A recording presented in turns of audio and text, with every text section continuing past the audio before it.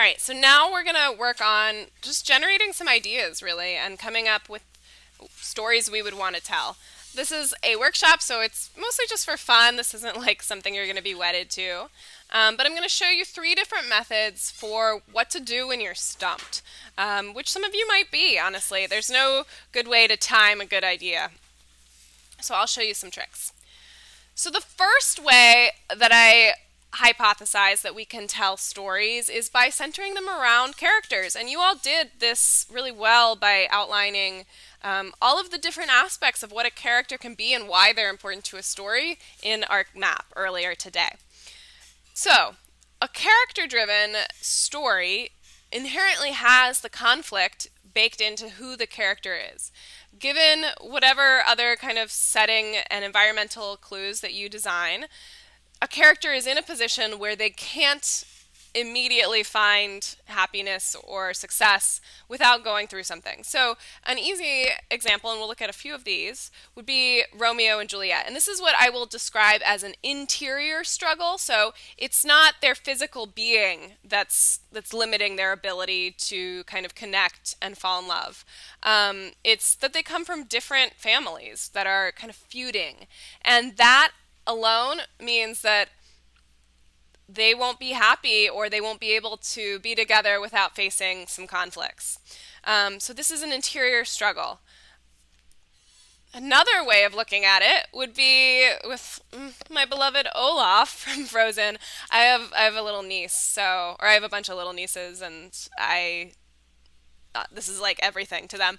But I love Olaf because he's a perfect illustration of this. He's a snowman. He's made out of ice, but he loves warm weather and beaches and all the things that will literally destroy him if he goes near them. Of course, they end up working it out a little bit in the first one, at least, and I haven't seen Frozen 2. But that is in his core being. It's baked in. So we know, after designing this character, that right off the bat, there's going to be a struggle.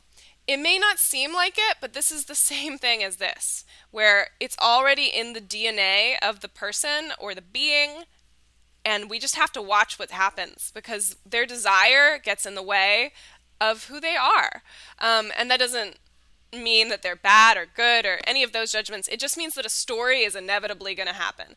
So this is a really good way to author something, either with an internal conflict where the characters, it's not their physicality, but it's their like kind of emotional disposition or situational disposition that puts them in a conflict, or it can be something like this where they're just actually shaped differently or unable to execute a goal given their physical constraints.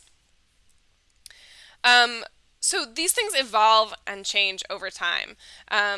This could be viewed in a lot of different ways in this modern era, but to some, years ago, the idea of a black president was already one of these, that in the DNA of Barack Obama, there was a conflict of how is this person going to become the president given that he's a black man. And so, depending on the story you want to tell and the timing and all of that, these things might have really powerful implications and ways of sort of like creating a voice or and a movement around something. That's not necessarily the case, but I also show this to point out that I know we still have all these conversations today, and we can bring up all the other kind of versions of this around like gender and identity and the presidential race. However, just taking for granted for a second and not like diving into it, that this did happen, the story changes. It continues to evolve. What's so amazing about Shakespeare and like Romeo and Juliet and all that is that it has endured quite a bit. Your teacher's still talking about Macbeth. But for the most part, some of these, especially the internal conflicts, they do really get affected by the setting they're in. So I just want to mention that. So we are now going to kind of come up with a few of these ideas. So we're going to do it 2 times, external and internal. And I'm going to give you just a few minutes for each.